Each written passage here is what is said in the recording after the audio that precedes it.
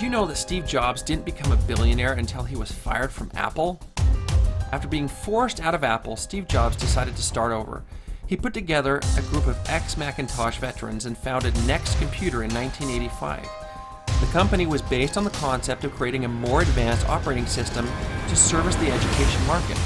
Unfortunately, the system took longer to develop than Jobs had anticipated. After burning through his personal investment and with no product on the horizon, he needed help to continue the project. After assessing his situation, it was clear to Jobs that of the 6 profit channels, he needed to focus his efforts on funding. Through his relationships, he was able to attract the attention of billionaire Ross Perot. They formed a strategic mastermind, meeting together often until Perot felt comfortable enough to invest heavily in Jobs' new company.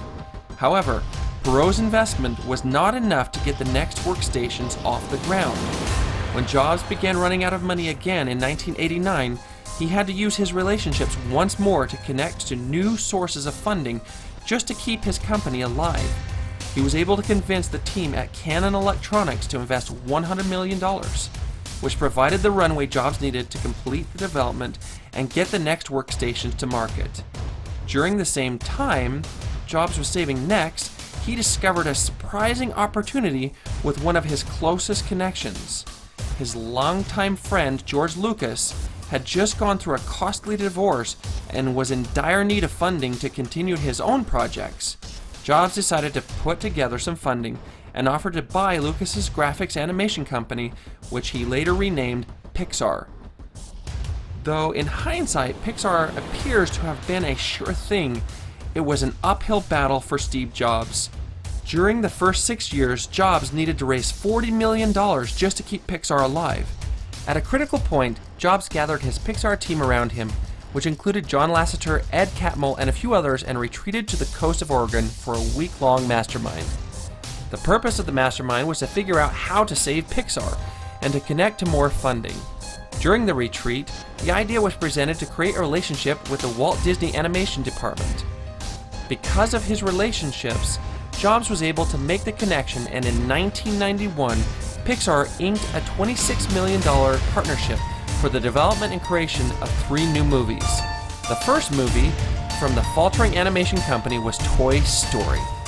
The same year Toy Story was released, Pixar took their company public. The share price climbed dramatically, and Jobs' 80% stake in Pixar was instantly worth over $1 billion. Not surprisingly, within days of Pixar's arrival on the stock market, Apple bought Next Computer for $400 million and reappointed Steve Jobs to Apple's board as CEO. Although Apple was hemorrhaging cash and was within months of being bankrupt, Jobs knew what to do. He reached out to his arch enemy, Bill Gates, and struck a $150 million funding deal with Microsoft to help ensure Apple's survival. In addition to connecting Apple to the funding it needed, Steve Jobs used his relationships to connect to all 6 profit channels, including people, resources, opportunities, funding, information, and technology. Had Jobs not formed multiple masterminds, built the right relationships, and connected to funding over these critical years, Next, Pixar, and Apple would likely not be around today.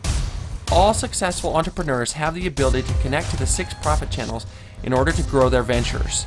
The fastest way to get your business from where it is now to where you want it to be is through a mastermind group like Steve Jobs did. To accelerate your business, join a Connect to Profit mastermind group today. To learn more, click on the membership button.